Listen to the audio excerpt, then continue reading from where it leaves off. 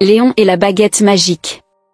Dans un petit village de France, non loin d'un grand moulin à vent, vivait un petit garçon nommé Léon. Curieux et plein de malice, Léon adorait partir à la découverte du monde. Mais ce qu'il aimait par-dessus tout, c'était le pain. Une baguette bien croustillante, dorée à souhait, avec une mie moelleuse, rien que d'y penser, il en avait l'eau à la bouche. Chaque matin, Léon se précipitait à la boulangerie du village, impatient de récupérer sa précieuse baguette. Ce jour-là, comme à son habitude, il entra dans la boutique en sautillant et demanda la plus belle baguette au boulanger. L'odeur du pain chaud flottait dans l'air, chatouillant son nez. Le boulanger, amusé par son enthousiasme, lui tendit une baguette toute chaude et dorée. Léon la serra contre lui, ravi, puis s'empressa de rentrer chez lui pour la déguster. Mais alors qu'il marchait dans la rue, baguette sous le bras, un bruit étrange se fit entendre. Une toute petite voix, malicieuse, résonna tout près de lui. « Eh oh! On ne me croque pas sans dire bonjour !» Léon s'arrêta net. Il regarda autour de lui. Personne.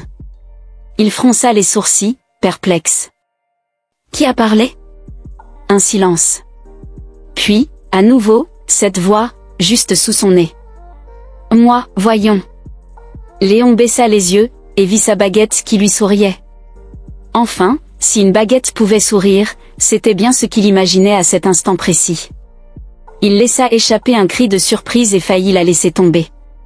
Mais la baguette, visiblement habituée à ce genre de réaction, éclata de rire.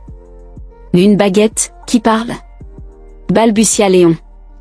Exactement. Une baguette magique, et pas n'importe laquelle. Aujourd'hui, je vais t'apprendre une grande leçon. Léon était bouche bée. Comment une baguette pouvait-elle parler? Était-ce un rêve? Curieux comme il l'était, il décida de l'écouter. Pose ta main sur un objet et tu entendras ce qu'il pense, lui expliqua la baguette avec un ton mystérieux. Sans réfléchir, Léon posa sa main sur une tartine beurrée qu'il avait dans son sac. Oh Léon, pourquoi me laisses-tu toujours la croûte sur le bord de l'assiette? Chuchota la tartine d'une voix douce. Léon sursauta. Parce que je trouve ça trop dur, répondit-il, un peu gêné. Mais le pain ne doit jamais être gaspillé. La croûte est aussi importante que la mie, lui rappela la baguette. Léon réfléchit un instant. C'était vrai. Il ne devrait plus laisser ses croûtes de côté. Il posa ensuite sa main sur un couteau posé sur la table. Une voix grave et sérieuse retentit immédiatement. Léon, je suis un couteau, pas un jouet. Sois toujours prudent avec moi. Léon baissa les yeux. C'est vrai qu'il avait tendance à jouer avec les couteaux sans trop réfléchir. D'accord, je ferai plus attention, promit-il. Puis il posa sa main sur un pot de confiture aux fraises. Moi, je viens de délicieuses fraises du jardin. Mais n'oublie pas de refermer mon couvercle, sinon je vais sécher et je ne serai plus aussi bonne. Chantonna la confiture d'une voix joyeuse. Léon éclata de rire et referma immédiatement le couvercle du pot. Bravo, Léon. Tu commences à comprendre que chaque chose a son importance. Mais il te manque encore une dernière leçon. Léon fronça les sourcils.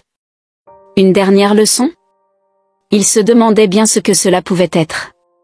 À l'heure du déjeuner, toute la famille était réunie autour de la table. Léon regarda sa baguette magique, puis sa petite sœur, qui fixait le pain avec envie.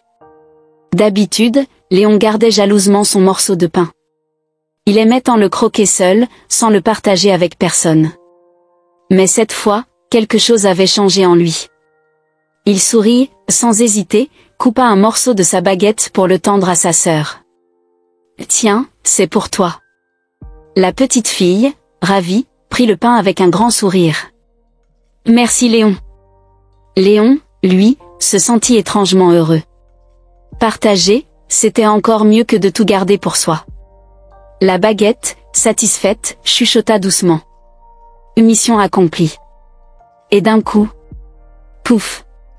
La baguette redevint normale. Depuis ce jour, Léon ne gaspilla plus jamais son pain, fit attention aux objets du quotidien et surtout, il apprit à partager. Parce qu'après tout, ce qui est bon est encore meilleur quand on le partage avec ceux qu'on aime. Et les enfants? Si cette histoire t'a plu et que tu veux en écouter d'autres encore plus drôles, magiques et éducatives, n'oublie pas de t'abonner à la chaîne. Clique sur le bouton s'abonner et active la cloche pour ne rater aucune nouvelle aventure. Et dis-moi, si tu avais une baguette magique, que lui demanderais-tu? À très bientôt pour une nouvelle histoire. Le parapluie voyageur. Il était une fois un garçon nommé Jules, qui aimait les jours de pluie. Chaque fois que le ciel devenait gris et que les gouttes commençaient à tomber, Jules sortait son vieux parapluie rouge. Ce parapluie avait appartenu à son grand-père, qui lui avait dit un jour: « Ce n'est pas un parapluie ordinaire. Il a des secrets. » Un matin pluvieux, alors que Jules ouvrit son parapluie pour se protéger, une chose incroyable se produisit. Une lumière douce émana du tissu rouge, et le parapluie se mit à tourner tout seul. Avant que Jules ne comprenne ce qui se passait, il sentit ses pieds quitter le sol. Le vent l'emportait. Quand le vent se calma, Jules ouvrit les yeux. Il se trouvait sur une plage ensoleillée avec des falaises blanches. C'était Étretat, en Normandie.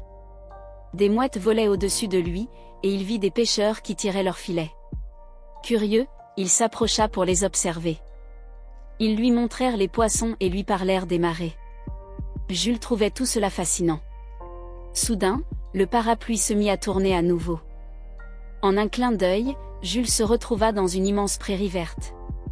Autour de lui, des vaches broutaient tranquillement. Il était dans le Cantal, au cœur de l'Auvergne. Un fermier lui offrit un morceau de fromage et lui raconta comment on le fabriquait. Jules goûta le fromage et le trouva délicieux. Mais le voyage ne s'arrêta pas là. Le parapluie l'emmena ensuite dans les champs de lavande de Provence, où l'air était parfumé et les abeilles bourdonnaient.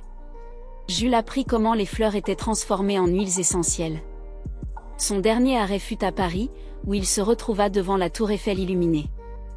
Les rues étaient animées, et il goûta une délicieuse crêpe achetée à un stand.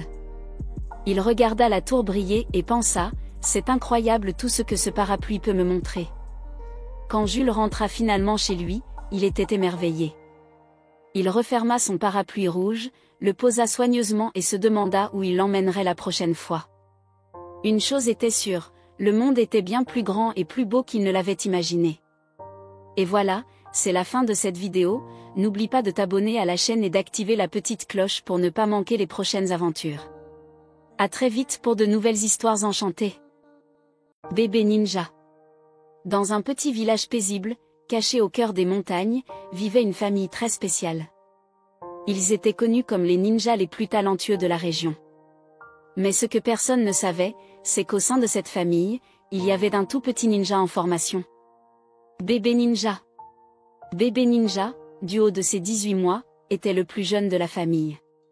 Bien qu'il sache à peine parler, il avait d'un talent incroyable. Il pouvait se faufiler partout sans être vu, grimper au mur comme une araignée, et même faire disparaître son biberon en un clin d'œil. Mais tout n'était pas parfait. Bébé ninja avait un problème: il voulait prouver qu'il était capable d'accomplir de grandes missions, comme ses parents et ses grands frères. Un jour, alors que toute la famille ninja était occupée à préparer une importante mission, Bébé ninja décida qu'il allait les aider. « Je vais montrer que je suis un vrai ninja », pensa-t-il.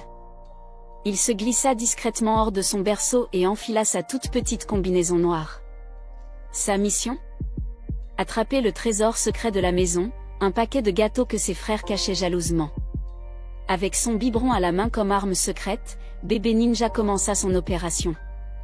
Il rampa silencieusement dans le couloir, escalada un meuble, et sauta habilement par-dessus un jouet bruyant qui aurait pu révéler sa position. Mais soudain, il se retrouva face à un obstacle redoutable, le chat du salon, un félin très curieux qui aimait jouer avec tout ce qui bougeait. Le chat, intrigué par Bébé ninja, commença à le suivre. Bébé ninja, rapide comme l'éclair, sortit son biberon et lança quelques gouttes de lait sur le sol. Le chat, distrait, se mit à lécher le lait, laissant Bébé ninja poursuivre sa mission. Il atteignit finalement la cuisine, où se trouvait le paquet de gâteaux. Mais juste au moment où il tendait la main pour l'attraper, une voix retentit derrière lui. « Bébé ninja, que fais-tu ici ?» C'était sa grande sœur, une ninja expérimentée. Bébé ninja, pris en flagrant délit, fit semblant de ne pas comprendre. « Gaga », répondit-il avec un sourire innocent. Sa grande sœur éclata de rire. Tu es vraiment incroyable, petit frère. Tu as réussi à passer tous les obstacles. Mais être un ninja, ce n'est pas seulement être rapide et malin. C'est aussi savoir travailler en équipe. Elle partagea alors les gâteaux avec lui et ajouta. Promis, la prochaine fois, tu feras une vraie mission avec nous. Bébé ninja, fier de lui, retourna dans son berceau avec un sourire satisfait. Il avait appris que la force d'un vrai ninja réside aussi dans la collaboration et le partage. Et à partir de ce jour, toute la famille ninja fut impressionnée par les talents du plus jeune membre de leur clan. Les enfants, avez-vous aimé cette histoire sur Bébé Ninja et sa mission secrète? Si vous voulez découvrir encore plus d'histoires amusantes et pleines d'aventures, abonnez-vous à la chaîne et activez la cloche pour ne rien manquer. Et dites-moi en commentaire, si vous étiez un ninja, quelle mission incroyable aimeriez-vous accomplir? La princesse Bon Malheur. Il était une fois, dans un royaume enchanté, une princesse nommée Léonie. Mais Léonie n'était pas une princesse comme les autres. On l'appelait la princesse Bon Malheur, car partout où elle passait, il arrivait des petites catastrophes. Si elle marchait dans le jardin royal, une branche tombait d'un arbre. Si elle buvait une tasse de thé, elle renversait la moitié sur sa robe. Et si elle essayait d'aider les cuisiniers, un gâteau finissait toujours brûlé. Les habitants du château pensaient qu'elle portait malheur, mais Léonie ne se laissait pas abattre. « Ce n'est pas grave, disait-elle avec un sourire. Je vais trouver une solution. » Un jour, le royaume fut plongé dans une grande panique. Un dragon gigantesque s'était installé près du lac et menaçait de brûler les champs si on ne lui apportait pas une montagne d'or. Le roi, très inquiet, convoqua tous les chevaliers pour trouver une solution. Mais personne n'osait affronter le dragon. « Si seulement quelqu'un pouvait nous aider, soupira le roi. Léonie, en entendant cela, se leva d'un bond. « Moi, je vais aller parler au dragon, déclara-t-elle. Le roi, surpris, tenta de l'en dissuader. « Mais Léonie, avec ta malchance, tu risques d'aggraver la situation. »« Peut-être, répondit-elle en souriant, mais si je n'essaie pas, on ne saura jamais. » Elle enfila sa cape, prit un panier rempli de fruits et se dirigea courageusement vers le lac. Quand elle arriva, le dragon était là, immense et impressionnant. Il crachait de petites flammes pour s'amuser. « Que veux-tu, petite princesse ?» grogna-t-il en la voyant. Léonie, bien que tremblante, répondit. « Je suis venue te demander pourquoi tu es si en colère. » Le dragon, surpris, s'assit et réfléchit un instant. « Moi en colère ? Je ne suis pas en colère. Je suis triste. »« Triste ?» répéta Léonie, étonnée. Le dragon lui expliqua qu'il vivait seul depuis des années et que personne ne voulait être son ami à cause de son apparence terrifiante. Léonie sourit et lui tendit une pomme de son panier. « Peut-être que les gens ont peur de toi, mais si tu leur montrais que tu n'es pas méchant, tout pourrait changer. » Le dragon, touché par ces paroles, croqua dans la pomme et s'adoucit. « Tu as raison, dit-il. Je ne veux pas de l'or, je veux juste qu'on m'accepte. » Léonie lui proposa alors de venir au château pour se présenter aux habitants du royaume. « Mais, si je viens, ils vont tous s'enfuir, » dit le dragon avec inquiétude. « Fais-moi confiance, » répondit Léonie. « Si je peux transformer mes malheurs en bonnes surprises, toi aussi tu peux changer ce que les autres pensent de toi. » De retour au château, le dragon fit une entrée remarquée, mais au lieu de cracher du feu, il utilisa son souffle pour allumer des feux d'artifice. Les habitants, d'abord effrayés, applaudirent en voyant les magnifiques lumières dans le ciel. À partir de ce jour, le dragon devint le gardien du royaume, et on cessa d'appeler Léonie la princesse Bon Malheur. Elle était désormais connue comme la princesse Bonheur, car elle avait prouvé que même les situations les plus difficiles peuvent se transformer en quelque chose de merveilleux. Les enfants, cette histoire vous a-t-elle inspiré? Si vous voulez découvrir encore plus d'aventures magiques et pleines de belles leçons, pensez à vous abonner à la chaîne et à activer la cloche pour ne rien rater. Et dites-moi en commentaire, si vous pouviez parler à un dragon, que lui demanderiez-vous?